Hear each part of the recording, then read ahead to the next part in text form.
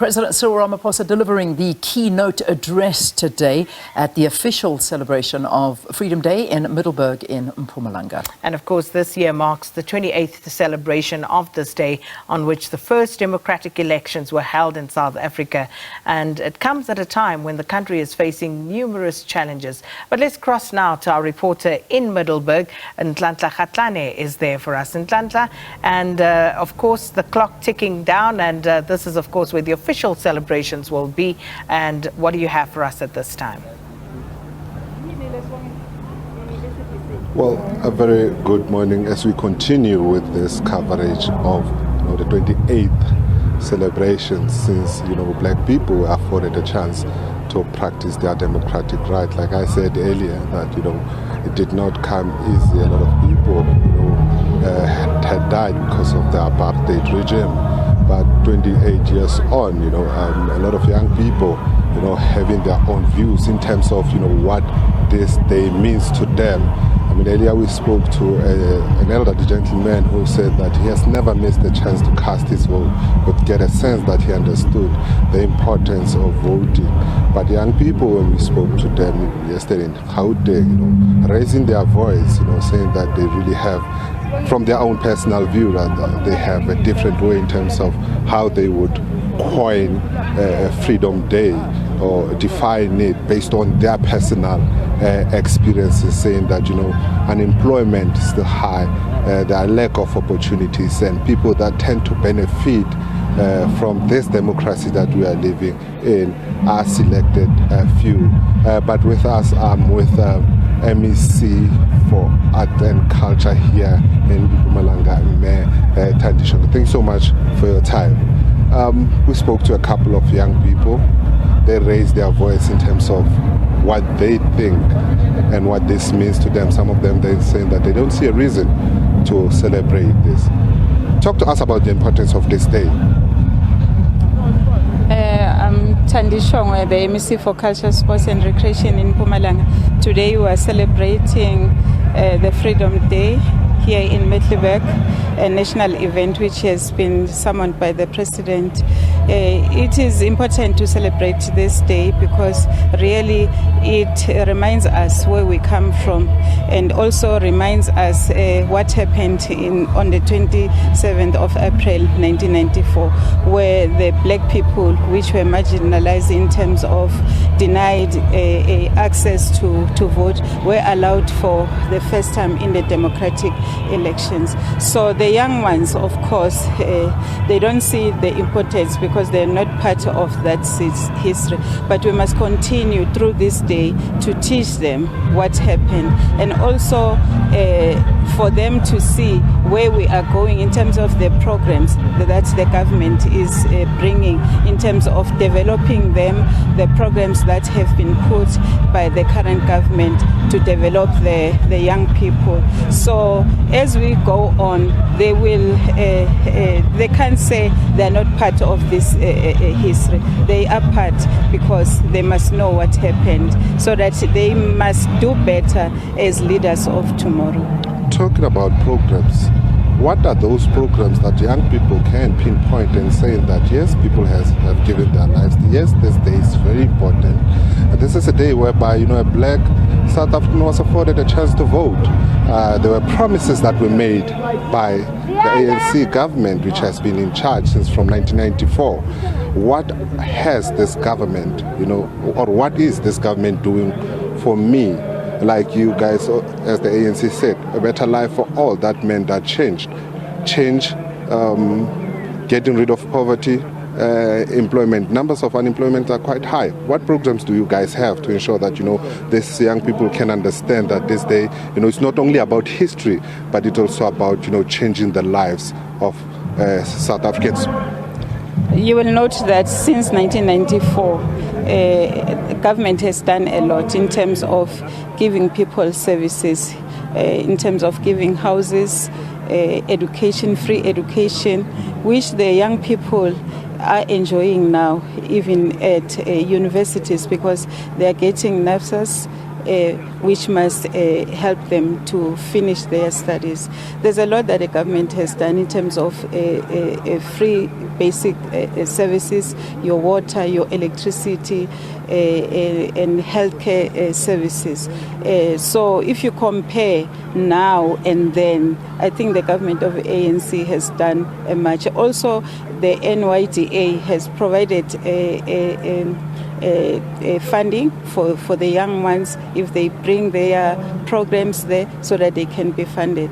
The young people of today, they must just go to school, finish their studies. In fact, they're the ones that must contribute to shape the country's future, because without them, there's no future. So it is up to them to work together with the current government so that they can be able to do better in the future. I guess also it's also up to government to try and bridge that gap.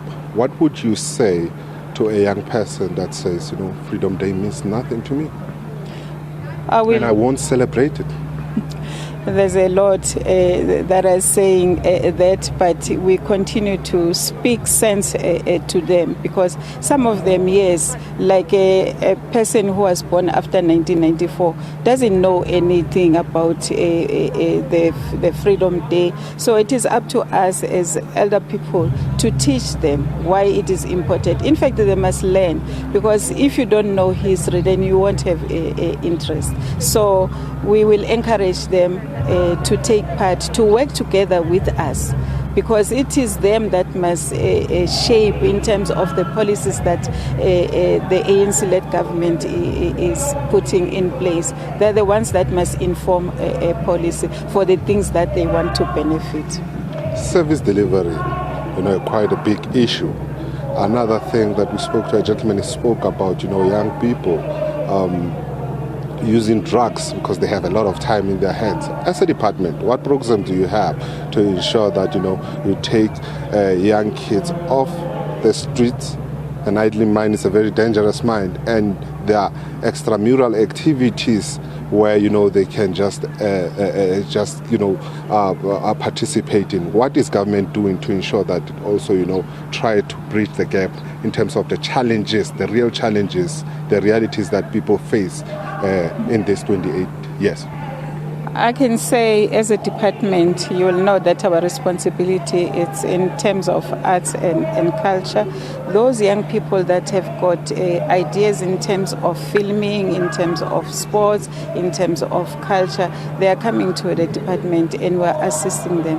A lot of them, they are part of the programs that we are doing as the Department of Culture, Sports and Recreation, because some of them, they like to do arts and we're there to help them.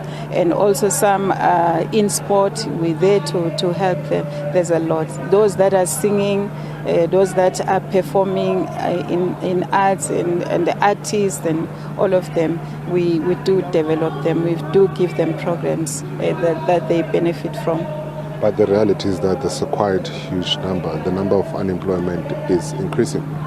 Yes, because government alone cannot do. I think we need to partner with the private sector so that they come on board. There must be sponsors that are helping. Even big business people must work with government to make sure that really the issue of unemployment is reduced to a lower level. As the Department of Culture, Sports and Recreation, we're the least funded in the government, but with the little resources that we have, we make sure that we support all the programs that are put before us in terms of our APP. Minister, one last question from me. What would you say to a young person that says that, but what the minister is saying is just rhetoric? On the ground, these are the challenges that we're facing. This day means nothing to me because I'm starving, I don't have work, we are told to go to school, we finish school, there's no work. I can say that you have asked that question and you really are sticking on it. But I can say that there are many things. You know, now the president has introduced the 350 for the unemployed youth and people of South Africa. There's free education. But I understand that as government, we can't be able to do employment alone. You know, the big companies and the private sector must help us in this regard. And also the young people must not just sleep at home. They must make sure that they do application, they knock on the doors of government, knock on the doors of the private sector to make sure that they get employment. But us alone, we can't say we'll be able to employ everyone. But with the help of companies and the private sector and business people who are creative in terms of starting their own businesses, I think we can be able to reduce the unemployment rate in the province and in the country. But it must be worrisome that, you know, they hold this view about the current government. Yes, they will, because we are the current government. It's obvious that we can't satisfy everyone. But if you take stock, I think the current government has done much. Thank you so much, MEC. Thank you. There you go, Leanne, MEC for Art and Culture here in Mpumalanga, saying that, you know, this day is quite important. Also saying that as much as, you know, young people are holding these views, there needs to be a collaborative effort from them, from the private sector, in ensuring that what they are raising as concerns are addressed. With that being said, let me take you back to studio.